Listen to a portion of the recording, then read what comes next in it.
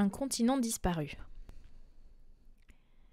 Le lendemain, je vis entrer le Canadien dans ma chambre. Il avait l'air très désappointé. Il a fallu que ce damné capitaine s'arrêtât précisément à l'heure où nous allions fuir son bateau.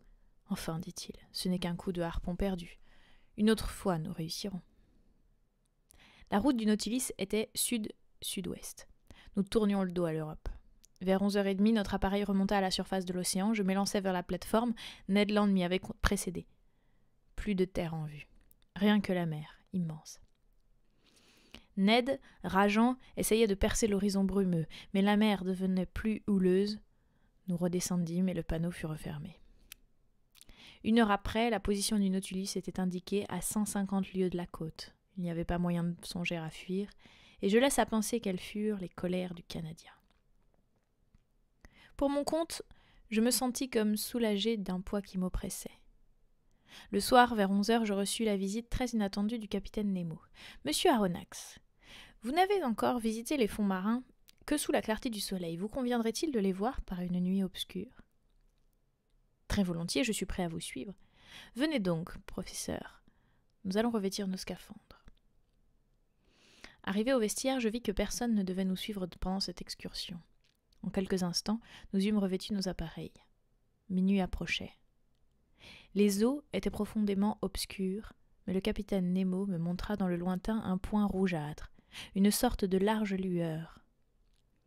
Ce qu'était ce feu, je n'aurais pu le dire. En tout cas, il nous éclairait, vaguement, il est vrai, mais je m'accoutumais bientôt. Le capitaine Nemo et moi, nous marchions l'un près de l'autre. Après une demi-heure de marche, le sol devint rocailleux.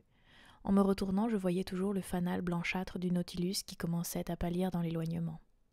Ces amoncellements pierreux étaient disposés suivant une certaine régularité que je ne m'expliquais pas.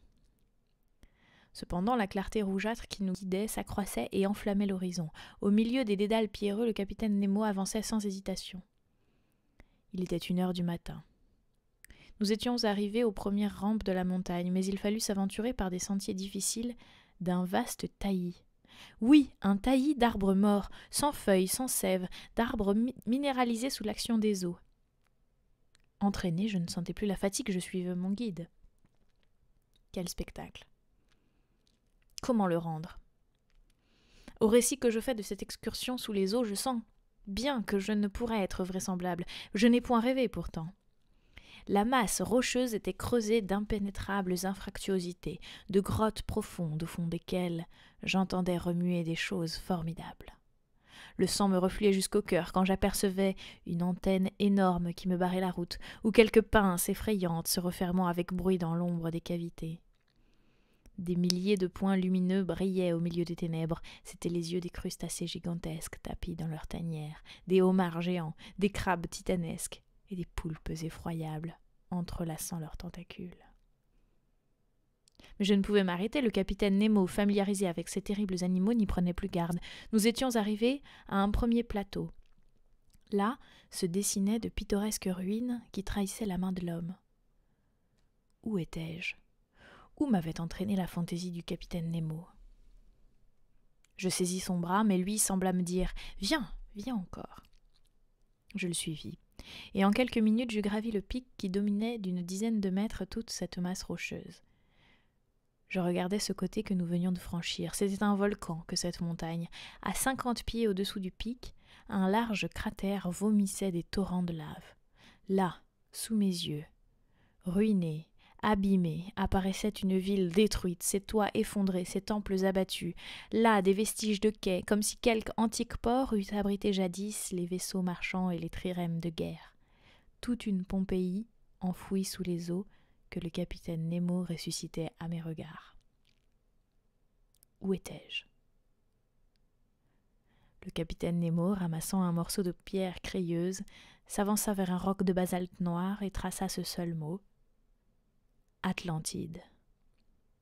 Quel éclair traversa mon esprit! L'Atlantide de Platon, je l'avais là sous les yeux. Ces Atlantes, disait-il, occupaient un continent immense, plus grand que l'Afrique et l'Asie réunies. Leur domination s'étendait même à l'Égypte. Ils voulurent l'imposer jusqu'en Grèce, mais ils eurent se retirer. Des siècles s'écoulèrent, un cataclysme se produisit. Inondations, tremblements de terre, une nuit et un jour suffirent à l'anéantissement de cette Atlantide, dont les plus hauts sommets, Madère, les Açores, les Canaries, les îles du Cap-Vert, émergent encore. Ah, pourquoi le temps me manquait-il? Là, peut-être, sous mes regards, s'étendait Makimos, la guerrière, Eusébès, la pieuse, dont les gigantesques habitants vivaient des siècles entiers. Nous restâmes à cette place pendant 1 heure entière, contemplant la vaste plaine sous l'éclat des laves qui prenait parfois une intensité surprenante. La lune apparut un instant à travers la masse des eaux. Le capitaine se leva, jeta un dernier regard à cette immense plaine, puis de la main me fit signe de le suivre. Nous descendîmes rapidement la montagne, nous étions rentrés à bord au moment où les premières teintes de l'aube blanchissaient la surface de l'océan. Les houillères sous-marines. Le lendemain, 20 février, je me réveillai fort tard. Conseil entra, je lui racontai notre excursion nocturne, et les panneaux étant ouverts, il put encore entrevoir une partie de ce continent submergé. Le lendemain, le manomètre m'apprit que le Nautilus flottait à la surface de l'océan. Je montai jusqu'au panneau. Il était ouvert. Mais au lieu du grand jour que j'attendais, je me vis environné d'une obscurité profonde. Où étions-nous? M'étais-je trompé? Faisait-il encore nuit? Je ne savais que penser quand une voix me dit « C'est vous, monsieur le professeur ?»« Ah, capitaine Nemo, répondis-je. Où sommes-nous ?»« Sous terre, monsieur le professeur. Attendez quelques instants. Notre fanal va s'allumer. » Je mis le pied sur la plateforme et j'attendis. Le fanal s'alluma soudain. Je regardai. Le Nautilus était stationnaire, il flottait près d'une auberge disposée comme un quai. C'était un lac, emprisonné dans un cirque de murailles. Les hautes parois inclinées sur leur base s'arrondissaient en voûte, et au sommet s'ouvrait un orifice circulaire. « Où sommes-nous » dis-je. « Au centre même d'un volcan éteint, » me répondit le capitaine. « Le Nautilus a pénétré dans ce lagon par un canal naturel ouvert à 10 mètres au-dessus de la surface de l'océan. C'est ici son port d'attache. Un port sûr, commode, mystérieux, abrité du vent. » Mais à quoi bon ce refuge? Le Nautilus n'a pas besoin de port. Non, monsieur le professeur, mais il a besoin d'éléments pour produire son électricité, de charbon pour faire son sodium. Or, ici précisément, la mer recouvre pour moi une mine inépuisable. Vos hommes, capitaine, font donc ici le métier de mineur? Précisément. Revêtus de scaphandre, le pic et la pioche à la main, mes hommes vont extraire cette houille. Mais je suis pressé, aussi me contenterai-je de puiser aux réserves que je possède, le temps de les embarquer, et nous reprendrons le voyage. Le lendemain, le Nautilus, ayant quitté son port d'attache, naviguait au large de toute terre et à quelques mètres au-dessous des flots de l'Atlantique. La mer de Sargasse. Tout espoir de revenir vers les mers européennes devait donc être momentanément rejeté. Le capitaine Nemo maintenait le cap vers le sud. Où nous entraînait-il? Je n'osais l'imaginer. Ned Land avait eu raison de craindre. Dans ces larges mers privées d'îles, il ne fallait plus tenter de quitter le bord. Mais ce qu'on ne devait plus attendre de la force ou de la ruse, j'aimais à penser qu'on pourrait l'obtenir par la persuasion. Ce voyage terminé, le capitaine Nemo ne consentirait-il pas à nous rendre la liberté sous serment de ne plus jamais révéler son existence? Serment d'honneur que nous aurions tenu. Aucun incident particulier ne signala notre voyage. Je vis peu le capitaine. Il travaillait. Il travaillait dans la bibliothèque. Je trouvais souvent des livres qu'il laissait entrouverts. Mon ouvrage sur les fonds marins feuilleté par lui était couvert de notes en marge. Quelquefois j'entendais résonner les sons mélancoliques de son orgue dont il jouait avec beaucoup d'expression. Mais la nuit seulement, au milieu de la plus secrète obscurité, lorsque le Nautilus s'endormait dans les déserts de l'océan. Jusqu'au 13 mars, notre navigation se continua dans ces conditions. Ce jour-là, le Nautilus fut employé à des expériences de sondage qui m'intéressèrent vivement. Le capitaine Nemo résolut d'envoyer son Nautilus à la plus extrême profondeur. Notre immersion durait depuis 1 heure. Les eaux désertes étaient admirablement transparentes. 1 heure plus tard, nous avions atteint une profondeur de 16 000 mètres, et les flancs du Nautilus supportaient alors une pression de 1600 atmosphères. c'est-à-dire 1600 kg pour chaque centimètre carré de sa surface.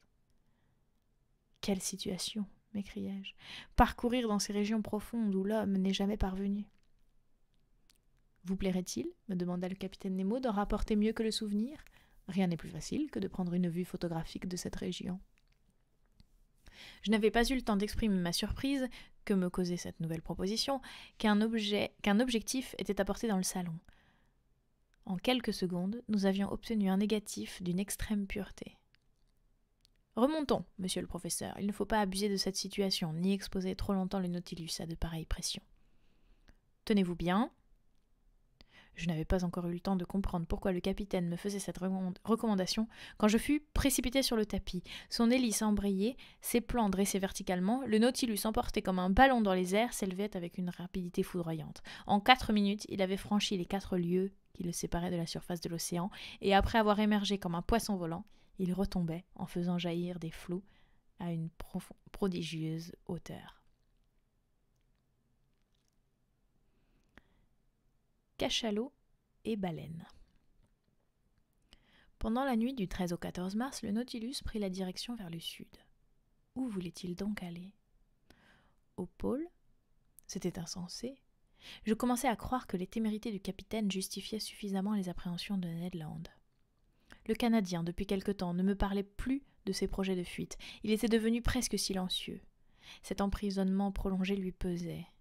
Je sentais que ce qui s'amassait en lui de colère. Lorsqu'il rencontrait le capitaine, ses yeux s'allumaient d'un feu sombre. Ce jour-là, 14 mars, Conseil et lui vinrent me trouver dans ma chambre et je leur demandai la raison de leur visite. « Une simple question, » me répondit le Canadien. « Combien d'hommes croyez-vous qu'il y ait à bord du Nautilus ?» Je ne saurais le dire, mon ami. Une dizaine d'hommes au plus doivent suffire à le manœuvrer. Bien, eh bien, dit le Canadien, pourquoi y en aurait-il davantage? Je regardais fixement Ned Land, dont les intentions étaient faciles à deviner. Pourquoi?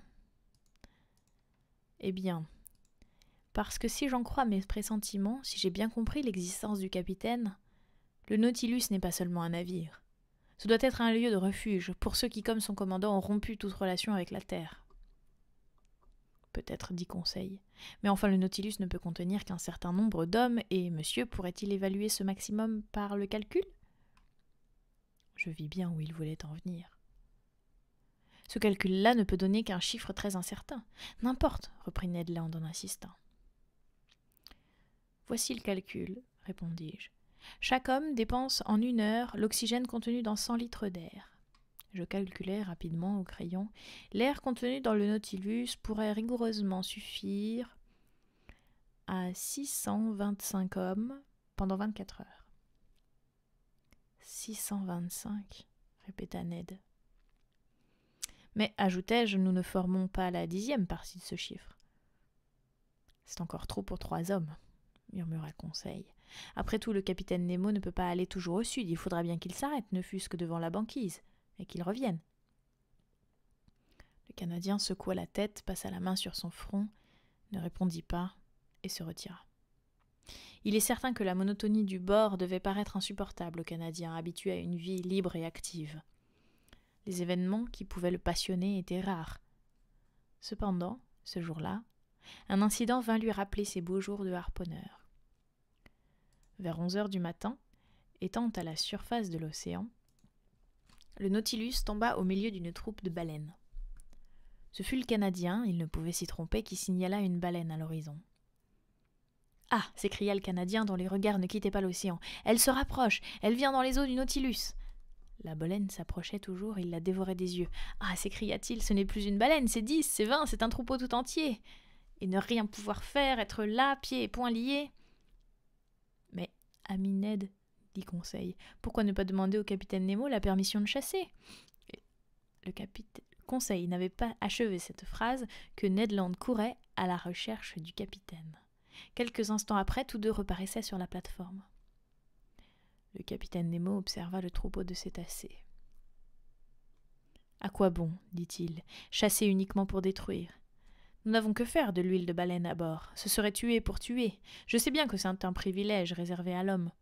Mais je n'admets pas ces passe-temps meurtriers. Laissez donc tranquilles ces malheureux cétacés qui ont bien assez de leurs ennemis naturels. Je laisse à imaginer la figure que faisait le Canadien pendant ce cours de morale. Il fourra ses mains dans ses poches et nous tourna le dos. Cependant, le capitaine Nemo observait le troupeau de cétacés et, s'adressant à moi, « Celles-ci vont avoir affaire à forte partie avant peu. Apercevez-vous, monsieur Aronnax, à 8 miles sous le vent, ces points noirâtres qui sont en mouvement? Ce sont des cachalots. Quant à ceux-là, bêtes cruelles et malfaisantes, on a raison de les exterminer. » Le Canadien se retourna vivement à ces derniers mots. « Eh bien, capitaine, dis-je, il est temps encore, dans l'intérêt même de ces baleines. » Inutile de s'exposer, monsieur le professeur, le Nautilus suffira à disperser ces cachalots. Il est armé d'un éperon d'acier qui vaut bien le harpon de Maître Land. Le Canadien ne se jeta pas pour hausser les épaules. Attaquer des cétacés à coups d'éperon. Monsieur Aronnax, dit le capitaine Nemo, pas de pitié pour ces féroces cétacés. Ils ne sont que bouche et dents. Bouche et dents. On ne pouvait mieux peindre le cachalot macrocéphale dont la taille dépasse quelquefois 25 mètres. Il est muni de 25 grosses dents hautes de 20 centimètres. Cependant, le monstrueux troupeau s'approchait toujours. Il avait aperçu les baleines et se préparait à les attaquer. Le Nautilus se mit entre deux eaux. Conseil et moi, nous prîmes place devant les vitres du salon. Le capitaine Nemo se rendit près du timonier pour manœuvrer son appareil comme un engin de destruction. Quelle lutte! Ned Land lui-même, bientôt enthousiasmé, finit par battre des mains. Le Nautilus n'était plus qu'un harpon formidable brandi par la main de son capitaine. Il se lançait contre ces masses charnues, les traversait de part en part, laissant après son passage de grouillantes moitiés d'animal. Les formidables coups de queue qui frappaient ses flancs, il ne les sentait pas. Les chocs qu'il produisait, pas davantage. Un cachalot exterminé, il courait à un autre. Quel carnage! Enfin, la masse des cachalots s'éclaircit. La mer était couverte de cadavres mutilés.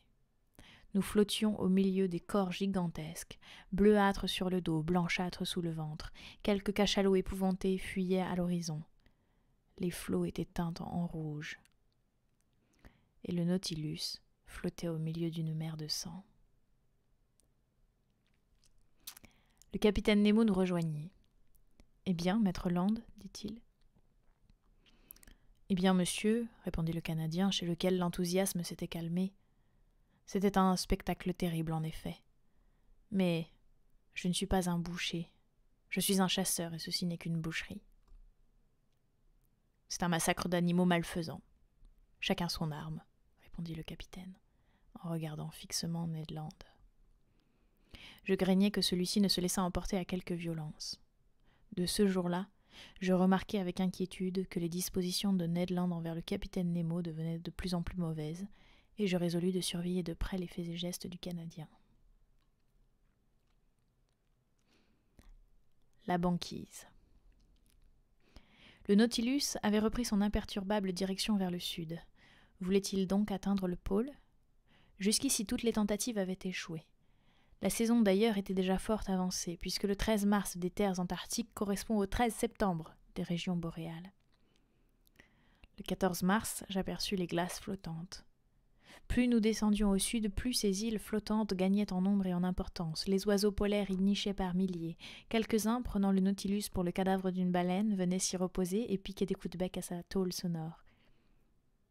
Pendant cette navigation au milieu des glaces, le capitaine Nemo se tint souvent sur la plateforme. Il observait, mais ne parlait pas. Il restait immobile. Dirigeant son Nautilus avec une adresse consommée, il évitait habilement le choc de ces masses. Souvent l'horizon paraissait fermé, mais le capitaine Nemo trouvait bientôt quelque étroite ouverture par laquelle il se glissait audacieusement, sachant bien cependant qu'elle se refermerait derrière lui. Ce fut ainsi que le Nautilus, guidé par cette main habile, dépassa toutes ces glaces. 2 mois plus tôt, nous aurions joui sous cette latitude d'un jour perpétuel, mais déjà la nuit se faisait pendant 3 ou 4 heures, et plus tard, elle devait jeter 6 mois d'ombre sur ces régions circumpolaires. Le 16 mars, vers 8 heures du matin, le Nautilus coupa le cercle polaire antarctique. Cependant, le capitaine Nemo marchait de passe en passe et s'élevait toujours. Pour être franc, j'avouerai que cette excursion aventureuse ne me déplaisait point. À quel degré m'émerveillaient les beautés de ces régions nouvelles, je ne saurais l'exprimer. Souvent, ne voyant plus aucune issue, je pensais que nous étions définitivement prisonniers. Mais l'instinct le guidant, le capitaine Nemo découvrait des passes nouvelles. Aussi ne mettais-je pas en doute qu'il n'eût déjà aventuré le Nautilus au milieu des mers antarctiques. Cependant, dans la journée du 16 mars, les champs de glace nous barrèrent absolument la route.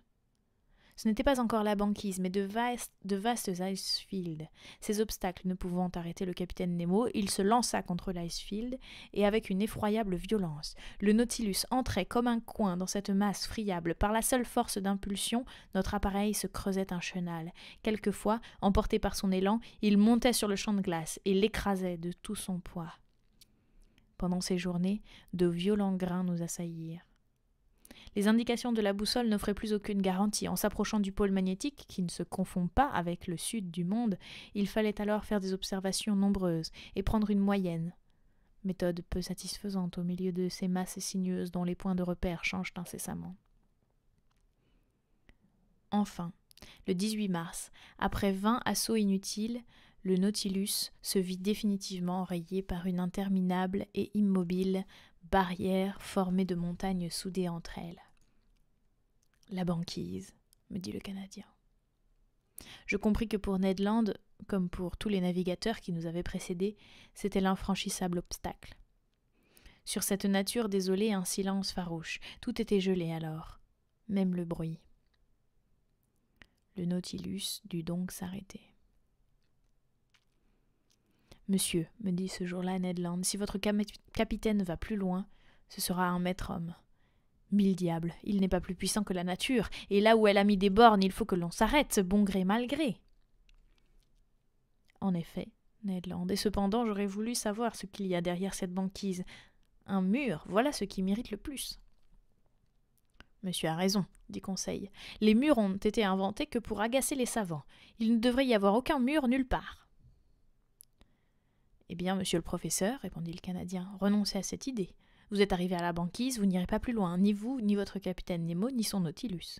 Et qu'il le veuille ou non, nous reviendrons vers le nord, c'est-à-dire au pays des honnêtes gens. Je dois convenir que Ned Land avait raison.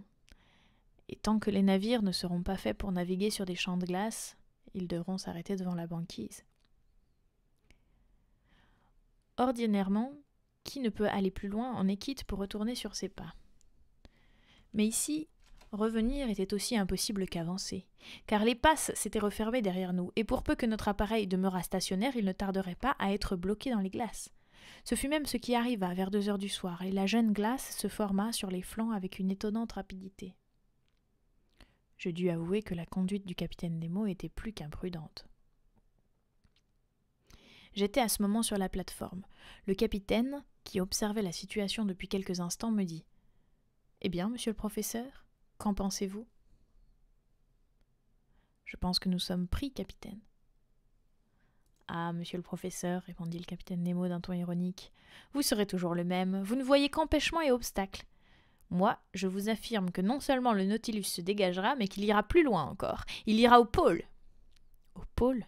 m'écriai-je, ne pouvant retenir un mouvement d'incrédulité. « Oui, » répondit froidement le capitaine, « au pôle antarctique. » Je savais cet homme audacieux jusqu'à la témérité, mais vaincre ces obstacles qui hérissaient le pôle sud, plus inaccessible que ce pôle nord, non encore atteint par les plus hardis navigateurs, n'était-ce pas une entreprise absolument insensée, et que seul l'esprit d'un fou pouvait concevoir ?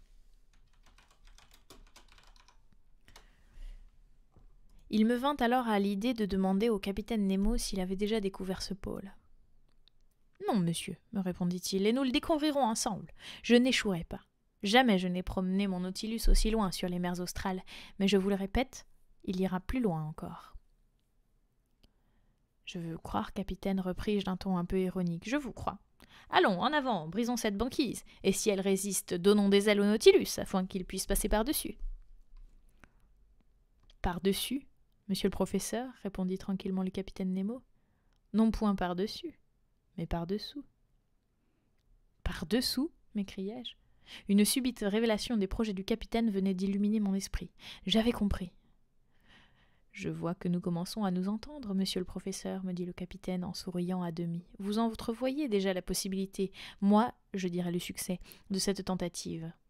Ce qui est impraticable avec un navire ordinaire devient facile au Nautilus. Si un continent émerge au pôle, il s'arrêtera devant ce continent. Mais si au contraire c'est la mer libre qui le baigne, il ira au pôle même.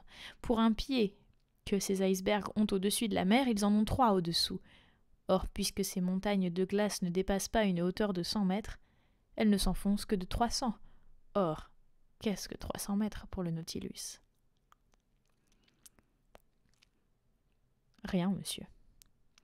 La seule difficulté, reprit le capitaine Nemo, serait de rester plusieurs jours immergés sans renouveler notre provision d'air. N'est-ce que cela ? Répliquai-je. Le Nautilus a de vastes réservoirs, nous les remplirons et ils nous fourniront tout l'oxygène dont nous aurons besoin. Bien imaginé, monsieur Aronnax, répondit en souriant le capitaine, mais ne voulant pas que vous puissiez m'accuser de témérité, je vous soumets d'avance toutes mes objections. En avez-vous encore à faire ? Une seule. Est-il possible, si la mer existe au pôle sud, que cette mer soit entièrement prise et par conséquent que nous ne puissions revenir à la surface ? Bon, monsieur, oubliez-vous que le Nautilus est armé d'un redoutable éperon ? Ne pourrons-nous le lancer diagonalement contre ces champs de glace qui s'ouvriront au choc ? Eh, monsieur le professeur, vous avez des idées aujourd'hui ? D'ailleurs, capitaine, ajoutai-je en m'enthousiasmant de plus belle, pourquoi ne rencontrerait-on pas la mer libre au pôle sud comme au pôle nord ? Les pôles du froid et les pôles de la terre ne se confondent ni dans l'hémisphère austral ni dans l'hémisphère boréal, et jusqu'à preuve du contraire, on doit supposer ou un continent ou un océan dégagé de glace à ces 2 points du globe. Je le crois aussi, monsieur Aronnax, répondit le capitaine Nemo. Je vous ferai seulement observer qu'après avoir émis tant d'objections contre mon projet, maintenant vous m'écrasez d'arguments en sa faveur. Le capitaine Nemo disait vrai. J'en étais arrivé à le vaincre en audace. C'était moi qui l'entraînais au pôle. Mais non, pauvre fou, le capitaine Nemo savait mieux que toi le pour et le contre de la question, et il s'amusait à te voir emporté dans les rêveries de l'impossible.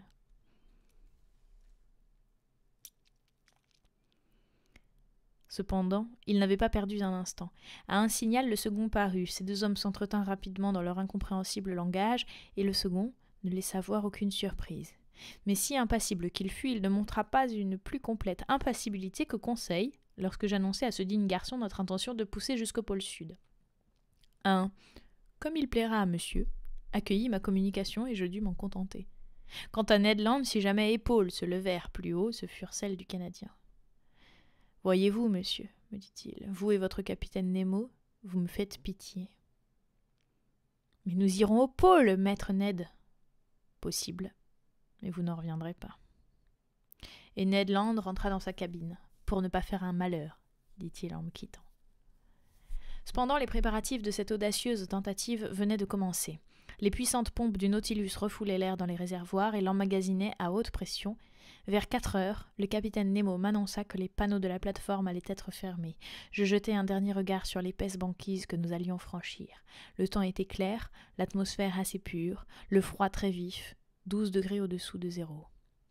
Une dizaine d'hommes montèrent sur les flancs du Nautilus et armés de pics, ils cassèrent la glace tout autour de la carène qui fut bientôt dégagée.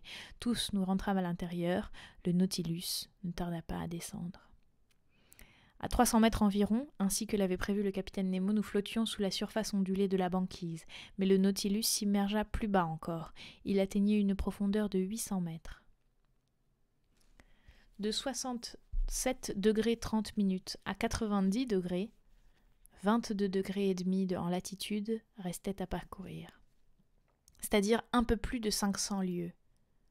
Le Nautilus prit une vitesse moyenne de 26 miles à l'heure, la vitesse d'un train express. S'il la conservait, 48 heures lui suffisaient pour atteindre le pôle.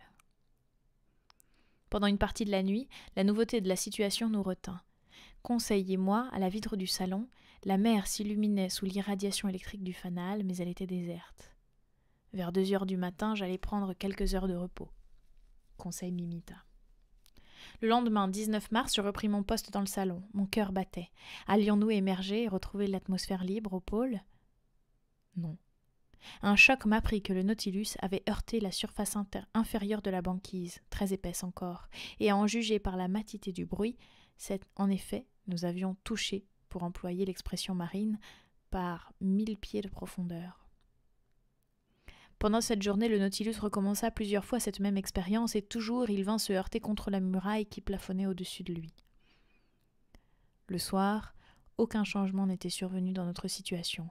Toujours la glace, entre 400 et 500 mètres de profondeur. Il était 8 heures alors. Depuis 4 heures déjà, l'air aurait dû être renouvelé à l'intérieur du Nautilus, suivant l'habitude quotidienne du bord. Cependant, je ne s'ouvrais pas trop. Bien que le capitaine Nemo n'eût pas encore demandé à ses réservoirs un supplément d'oxygène. Mon sommeil fut pénible pendant cette nuit. Espoir et crainte m'assiégeaient tour à tour. Je me relevais plusieurs fois. Vers 3 heures du matin, la banquise se rencontrait seulement par 50 mètres de profondeur. Enfin, à 6 heures du matin, ce jour mémorable du 19 mars, la porte du salon s'ouvrit. Le capitaine Nemo parut. « La mer libre !» me dit-il. Le pôle sud. Je me précipitai vers la plateforme. Oui, la mer libre. Le thermomètre marquait 3 degrés centigrades au-dessus de zéro. C'était comme un printemps relatif, enfermé derrière cette banquise. « Sommes-nous au pôle ?» demandai-je au capitaine, le cœur palpitant. « Je l'ignore, me répondit-il. À midi, nous ferons le point. » Vers le sud, un îlot solitaire s'élevait. Un étroit canal le séparait d'une terre considérable, un continent peut-être, dont nous ne pouvions apercevoir les limites. Le canot fut lancé à la mer, le capitaine, 2 de ses hommes portant les instruments, Conseil et moi, nous nous y embarquâmes. Il était 10 heures du matin, je n'avais pas vu Ned Land. Au moment où Conseil allait sauter à terre, je le retins. « Monsieur, dis-je au capitaine Nemo, à vous l'honneur de mettre le pied le premier sur cette terre. »« Oui, monsieur, répondit le capitaine, je n'hésite pas à fouler ce sol du pôle, car aucun être humain n'y a laissé de traces de ses pas avant moi. » Cela dit, il sauta légèrement sur le sable, il gravit un roc qui terminait en surplomb un petit promontoire, et là, les bras croisés, le regard ardent, immobile, muet, il sembla prendre possession de ces régions australes. Je débarquai, suivi de Conseil, laissant les 2 hommes dans le canot. Le sol présentait un tuf de couleur rougeâtre, comme s'il eût été de briques pilées. Des scories, des coulées de lave, des pierres ponces le recouvraient. On ne pouvait méconnaître son origine volcanique. En de certains endroits, quelques légères fumerolles, dégageant une odeur sulfureuse, attestaient que les feux intérieurs conservaient encore leur puissance expansive. Cependant, ayant gravi un haut escarpement, je ne vis aucun volcan dans un rayon de plusieurs miles. Après un demi-mille, le sol se montrait tout criblé de nids de manchots, sortes de terriers disposés pour la ponte et dont s'échappaient de nombreux oiseaux. Le capitaine Nemo en fit chasser plus tard quelques centaines, car leur chair noire est très mangeable.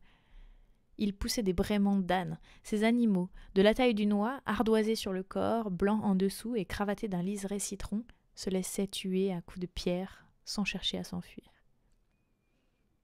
Midi arriva sans que l'astre du jour ne se fût montré un seul instant. On ne pouvait même pas reconnaître la place qu'il occupait derrière le rideau de brume. Bientôt cette brume vint à se résoudre en neige. « À demain », me dit simplement le capitaine, et nous regagnâmes le Nautilus au milieu des tourbillons de l'atmosphère. Pendant notre absence, les filets avaient été tendus et j'observais avec intérêt les poissons que l'on venait de haler à bord. La tempête de neige dura jusqu'au lendemain. Le 20 mars, la neige avait cessé. Le froid était un peu plus vif, le thermomètre marquait 2 degrés au-dessous de zéro. Les brouillards se levèrent et j'espérais que ce jour-là notre observation pourrait s'effectuer. Le capitaine n'ayant pas encore paru, le canot nous prit, Conseil et moi, et nous mit à terre. Je dirigeai nos pas vers une vaste baie qui s'échancrait dans la falaise granitique du rivage. Là, je puis dire qu'à perte de vue autour de nous, les terres et les glaçons étaient encombrés de mammifères marins. C'étaient particulièrement des phoques. Arrivé à l'arête supérieure du promontoire, j'aperçus une vaste plaine blanche couverte de morses. Ces animaux jouaient entre eux. Après avoir examiné cette cité des morses, je songeais à revenir sur mes pas. Il était 11 heures, et si le capitaine Nemo se trouvait dans les conditions favorables pour observer, je voulais être présent à son opération. Je l'aperçus, debout sur un bloc de basalte. Ses instruments étaient près de lui, son regard se fixait sur l'horizon du nord, près duquel le soleil décrivait alors sa courbe allongée. Je pris place auprès de lui et attendis, sans parler. Midi arriva, et ainsi que la veille, le soleil ne se montra pas. C'était une fatalité. L'observation manquait encore. Si demain elle ne s'accomplissait pas, il faudrait renoncer définitivement à relever notre situation. En effet, nous étions précisément au 20 mars.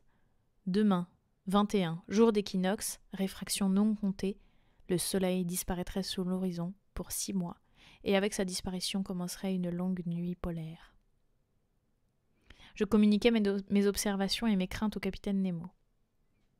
« Vous avez raison, monsieur Aronnax, me dit-il. À demain, donc. » Le capitaine Nemo retourna à bord. Conseil et moi, nous restâmes jusqu'à 5 heures à arpenter la plage, observant et étudiant. Je ne récoltais aucun objet curieux, si ce n'est un œuf de pingouin, remarquable par sa grosseur, et qu'un amateur eût payé plus de 1000 francs. Sa couleur Isabelle, les raies et les caractères qui l'ornaient comme autant de hiéroglyphes en faisaient un bibelot rare. Je le remis entre les mains de Conseil, et le prudent garçon aux pieds sûrs, le tenant comme une précieuse porcelaine de Chine, le rapporta intact au Nautilus. Là, je déposai cet œuf rare sous une des vitrines du musée, je soupai et me couchai, non sans avoir invoqué les faveurs de l'astre radieux. Le lendemain, 21 mars, dès 5 heures du matin, je montai sur la plateforme et j'y trouvai le capitaine Nemo. « Le temps se dégage un peu, me dit-il, j'ai bon espoir. » J'allais trouver Ned Land. J'aurais voulu l'emmener avec moi. L'obstiné Canadien refusa et je vis bien que sa taciturnité comme sa fâcheuse humeur s'accroissaient de jour en jour. À 9 heures, nous accostions la terre. Le ciel s'éclaircissait. Au loin, le Nautilus comme un cétacé endormi. À midi moins le quart, le soleil, vu alors par réfraction seulement, se montra comme un disque d'or et dispersa ses derniers rayons sur ce continent abandonné. Le capitaine Nemo, muni d'une lunette à réticule, observa l'astre qui s'enfonçait peu à peu au-dessous de l'horizon. Je tenais le chronomètre, mon cœur battit fort. « Midi !» m'écriai-je. « Le pôle sud !» répondit le capitaine Nemo d'une voix grave, en me donnant la lunette qui montrait l'astre du jour, précisément coupé en deux, portions égales, par l'horizon. En ce moment, le capitaine Nemo, appuyant sa main sur mon épaule, me dit « Monsieur, en 1600, le Hollandais Guéric découvrit les New Shetland. En 1829, l'Anglais Forster prenait possession du continent antarctique par 63 degrés 26 minutes de latitude et 66 degrés 26 minutes de longitude. En 1838, le Français Dumont d'Urville, arrêté devant la banquise, relevait la terre Louis-Philippe. Enfin, en 1842, l'Anglais James Ross, montant l'Erebus et le Terror, le 12 janvier, trouvait la terre Victoria. Il relevait, le 2 février, par 78 degrés 4 minutes. Eh bien moi, capitaine Nemo, ce 21 mars 1868, j'ai atteint le pôle sud, sur le 90e degré, et je prends possession de cette partie du globe égale au 6e des continents reconnus. Au nom de qui, capitaine ? Au mien, monsieur. Et ce disant, le capitaine Nemo déploya un pavillon noir, portant un N d'or écartelé sur son étamine, puis, se retournant vers l'astre du jour dont les derniers rayons léchaient l'horizon de la mer, « Adieu, soleil !» s'écria-t-il. « Disparais, astre radieux, couche-toi sous cette mer libre et laisse une nuit de 6 mois étendre ses ombres sur mon nouveau domaine. » Accident ou incident ? Le lendemain, 22 mars à 6 heures du matin, les préparatifs de départ furent commencés. Le froid était vif et les constellations resplendissaient avec une surprenante intensité. Le thermomètre marquait 12 degrés au-dessous de zéro. Le Nautilus descendait lentement. À une profondeur de 1000 pieds, il s'arrêta, son hélice battit les flots et il s'avança, droit au nord. Vers le soir, il flottait déjà sous l'immense carapace glacée de la banquise. Les panneaux du salon avaient été refermés par prudence. Aussi, je passais cette journée à mettre mes notes honnêtes. Mon esprit était tout entier à ces souvenirs du pôle. Nous avions atteint ce point inaccessible, sans fatigue et sans danger. Et maintenant le retour réservait-il encore quelque pareille surprise ? Depuis 5 mois et demi que le hasard nous avait jetés à ce bord, combien d'incidents, ou curieux, ou terribles, avaient charmé notre voyage ? La chasse dans les forêts de Crespo, l'échouement du détroit de Torres, le cimetière de Corail, les pêcheries de Ceylan, le tunnel arabique, les millions de la baie du Vigo, l'Atlantide, et maintenant le pôle sud. Pendant la nuit, tous ces souvenirs, passant de rêve en rêve, ne laissèrent pas mon cerveau sommeiller un seul instant. À 3 heures du matin, je fus réveillée par un choc violent. Je m'étais redressée sur mon lit et j'écoutais, au milieu de l'obscurité, quand je fus précipitée brusquement au milieu de la chambre. Le Nautilus avait touché. Je m'accotai aux parois et me traînai jusqu'au salon. Les meubles étaient renversés. Heureusement, les vitrines avaient tenu bon. Le Nautilus était couché sur tribord et, de plus, complètement immobile. À l'intérieur, j'entendais un bruit de pas, des voix confuses. Au moment où j'allais quitter le salon, Ned Land et Conseil entrèrent. « Qu'y a-t-il » leur dis-je aussitôt. «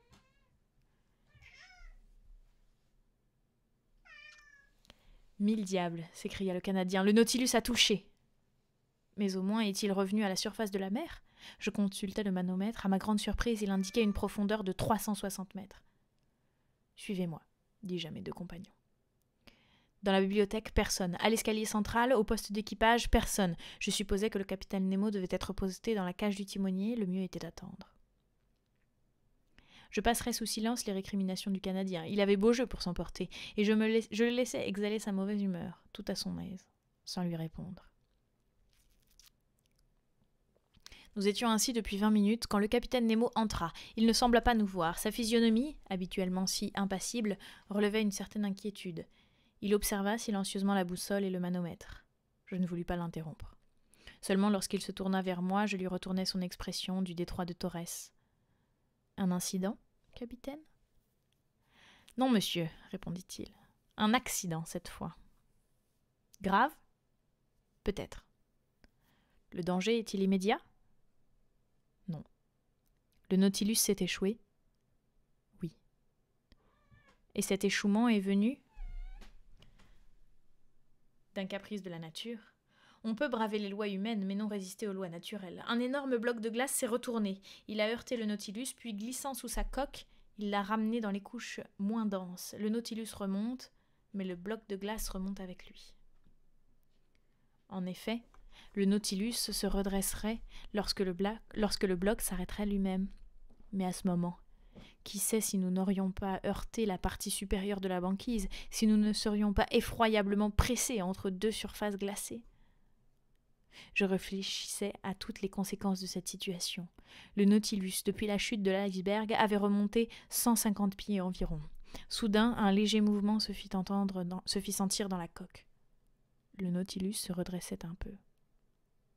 Personne ne nous parlait. Le plancher redevenait horizontal sous nos pieds. 10 minutes s'écoulèrent. « Enfin, nous sommes droits » m'écriai-je. Le capitaine sortit et je vis bientôt que par ses ordres on avait arrêté la marche ascensionnelle du Nautilus. En effet, il aurait bientôt heurté la partie supérieure de la banquise. La banquise, et mieux valait le maintenir entre 2 eaux. « Nous l'avons échappé belle » dit alors Conseil. Oui, nous pouvions être écrasés entre ces blocs de glace ou tout du moins emprisonnés. Et alors, faute de pouvoir renouveler l'air, oui, nous l'avons échappé belle. Si c'est fini, murmura Ned Land. Je ne répondis pas, d'ailleurs les panneaux s'ouvrirent en ce moment. Nous étions en pleine eau, mais à une distance de 10 mètres, sur chaque côté du Nautilus, s'élevait une éblouissante muraille de glace. Au-dessus et au-dessous, la même muraille. Au-dessus, la surface inférieure de la banquise. Au-dessous, le bloc culbuté avait trouvé sur les murailles latérales 2 points d'appui qui le maintenaient dans cette position. Le Nautilus était emprisonné dans un tunnel de glace rempli d'une eau tranquille. Il lui était donc facile d'en sortir en marchant soit en avant, soit en arrière, et de reprendre ensuite, à quelques centaines de mètres plus bas, un libre passage sous la banquise. Le salon resplendissait d'une lumière intense. C'est que la puissante réverbération des parois de glace y renvoyait violemment les nappes du fanal. Je ne saurais peindre l'effet des rayons voltaïques sur ces grands blocs capricieusement découpés.